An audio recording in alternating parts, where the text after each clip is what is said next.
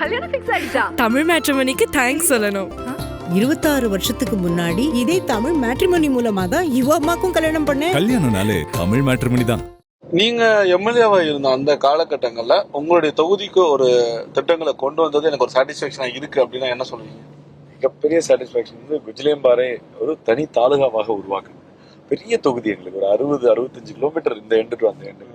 குஜிலியம்பாறை பகுதியில் இருக்கிற மக்கள் தாலுகா ஆஃபீஸ்க்கு வரணும்னா வேடசந்தூருக்கு 50 கிலோமீட்டர் டிராவல் பண்ணும். நலந்தக்கோட்டை, கருங்கல், கூடலூர் கிராமம்லாம் 50 ஆண்டு காலம் அது ஒரு கனவு அவங்களுக்கு.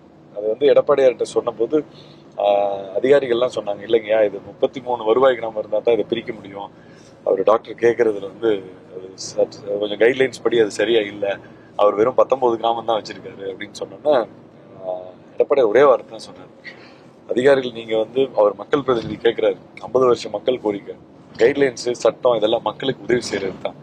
அது என்ன சேஞ்ச் அதில் கொண்டு வரணுமோ நீங்க அவையில வைங்க, அதை நம்ம பார்த்துக்கலாம். அப்படி ஏதாவது இன்னும் 2-3 வில்லேஜஸ் சேர்க்கணும்னா அவர் சேர்த்து கொண்டு வருவாங்க ரிப்போர்ட்ஸோட. இதை முதல் அறிவிப்பாக திண்டுக்கல் மாவட்டத்துக்கு நாம எம்ஜிஆர் நூற்றாண்டுல போகும்போது அறிவிக்கிறோம், அதுக்குள்ள பேக்கப் ஃபீல்ட் ரெடி பண்ணுங்கன்னு கிளம்பினாரு. அதே போல வந்த உடனே முதல் அறிவிப்பு குஜிலியம்பாறை தனித்தாலுகா. அறிவித்த உடனே அங்கேயே 3 கோடிக்கு கட்டடம். இன்னைக்கு அந்த மக்கள் 50 கிலோமீட்டர்ல வேற 5 கிலோமீட்டர்ல தாலுகா ஆஃபீஸ் வந்து பாக்குறாங்க. அதுதான் பெரிய அறிவிப்பு. அதே போல மாயனூர் அணையிலிருந்து கரூர் பக்கத்திலிருந்து வெள்ள காலத்துல உபரி நீரை வேடசந்தூர் போன்ற வறட்சி தொகுதிக்கு 100 ஏரியில நிரப்பணும்னு நான் கேட்டுக்கிட்டேன். உடனே அவர் வந்து 110 விதியில அறிவிச்சார், இந்த தொகுதி ரொம்ப வறட்சியான தொகுதி, இதற்கு உடனே ஆய்வை மேற்கொள்ளுங்க, நிதி ஒதுக்குனாங்க. என் வாழ்நாளில் நான் மறக்க முடியாத ஒரு நாள் அந்த நாள். வேடசந்தூருடைய அனைத்து விவசாய பெருமக்களும் ஐயா எடப்பாடியாருக்கு அன்றைக்கு நன்றி சொல்லாத ஆளே கிடையாது. ஆனா அந்த மகிழ்ச்சி ரொம்ப நாள் நீடிக்கல. ஆட்சி மாற்றம் ஆன பிறகு அந்த மாயனூர் உபரிநீர் திட்டத்தை திமுக அரசு கிடப்புல போட்டு வேடசந்தூர் விவசாயிகளை புறக்கணித்திருக்கிறது. அது மீண்டும் எடப்பாடியார் வந்தவுடன் அதை திட்டத்தை நிறைவேற்றுவார். அந்த நாளுக்காக நாங்கள் காத்திருக்கிறோம். ஓகே, எனக்கு ஒரு விஷயம் புரியவே இல்லை. மக்களுக்கு நல்லது செய்யணும், அதுக்காக ஒரு கவர்மெண்ட் ஒரு விஷயத்தை கொண்டு வந்து பயன்பாடுல வச்சிருக்கிறாங்க. அதுக்கு ஆப்போசிட்டா வேற ஒரு கட்சி தலைமைக்கு வரும் பொழுது இது நீங்க கொண்டு வந்தது தானே, நாங்க ஏன் செயல்படுத்தணும், இது வேணான்னு கிடப்புலாம் போடுவாங்களா? நிறைய பேர் இதே சொல்றாங்க, அது எனக்கு புரிஞ்சுக்க முடியல. இல்ல அதுக்கு உதாரணம் திமுக தான் போடுவாங்க அப்படிங்கிறதுக்கு திமுக தான் நல்ல உதாரணம். ஏன்னா அம்மா மினி கிளினிக்ங்கிறது ஒரு மிகப்பெரிய ஒரு இனோவேஷன். ஹெல்த் செக்டாருக்கு எடப்பாடியார் கண்டுபிடித்த ஒரு கண்டுபிடிப்பு. என்னன்னா ஒவ்வொரு ஹெல்த் செக்டாரும் 7 கிலோமீட்டர் இடைவேளையில தமிழ்நாட்டில் இருக்கும். ஒவ்வொரு 7 கிலோமீட்டருக்கும் நீங்க பாத்தீங்கன்னா ஒரு அரசு மருத்துவமனையோ ஒரு ஆரம்ப சுகாதார நிலையமோ அல்லது ஒரு HSCO இருக்கும். அதுதான் மக்களுக்கு இந்த அரசு உருவாக்கி இருக்கிற கட்டமைப்பு. இது மலை கிராமம், குக்கிராமம், தொலைதூரத்தில் இருக்கிற கிராமங்களுக்கு இது ரொம்ப தூரமா தெரியுது. அப்ப அவங்களுக்கு ஹெல்த் இன்னும் பக்கத்துல கிடைக்கணும்னு சொல்லி ஆனா எடப்பாடியார் கொண்டு வந்து அம்மா மினி கிளினிக்.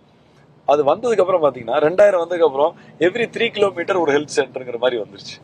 ஒரு பெரிய விஷயம். ஆனா அது நிறைய பேருக்கு தெரியாது ஆக்சுவலா. ஆனால் வந்த உடனே முதல்ல இந்த அம்மா மினி கிளினிக் தான் போட்டாங்க. காரணம் கேட்டா கண்ணமாப்பேட்டில் ஒரு இடத்துல சுடுகாட்டுல வச்சிருந்தாங்க. 2000 டாக்டர் போடுறாங்க, 1920 பேர் தான் போட்டிருக்காங்க. நான் கேட்கிறேன் திரு மா சுப்பிரமணியன், அந்த ஒரே ஒரு அம்மா மினி கிளினிக் தப்பான இடத்துல இருந்ததாவே உங்க கூற்றுப்படி வச்சுக்கிட்டா கூட அதுக்கு ஒரு 5 லட்சம் ரூபாயில கட்டணம் கட்டிட்டு இந்த மீதி இருக்கிற 80 டாக்டர் போட்டு அந்த 2000 மினி கிளினிக் நடத்திருக்கலாமா? நடத்திருக்கூடாது.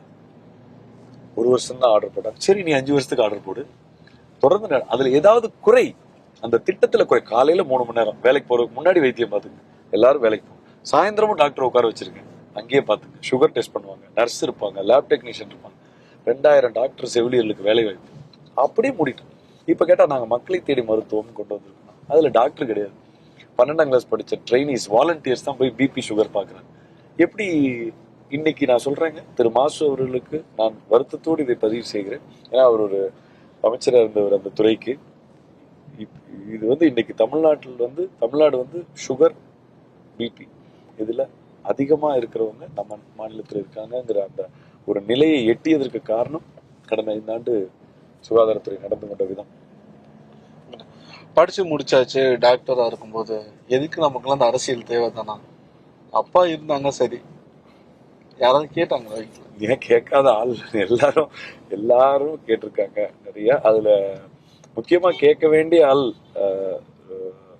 கேட்கல, என்னுடைய குடும்பத்தார்.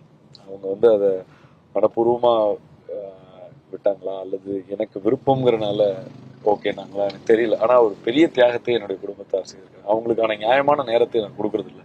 குறிப்பா என்னோட பசங்களுக்கு 2 பேருமே ரொம்ப மிஸ் பண்ணுவாங்க. இப்ப கூட தேர்தல் காலகட்டத்துல பெரிய பையன் இங்க இருந்தா படிக்க முடியாதுன்னா அவனை ஹாஸ்டல்ல விட்டுருக்கோம். அவனுக்கு அறவே ஹாஸ்டல் படிக்காது, வீட்டுல இருந்தா இது பண்ணணும்னு அவனுக்கு ஆசை. ஸோ ஈஸியாயிருக்கு. தமிழ் மேட்ரிமோனிக்கு தேங்க்ஸ் சொல்லணும். 26 வருஷத்துக்கு முன்னாடி இதே தமிழ் மேட்ரிமோனி மூலமா தான் இவ அம்மாக்கும் கல்யாணம் பண்ணேன். கல்யாணம்னாலே தமிழ் மேட்ரிமோனி தான்.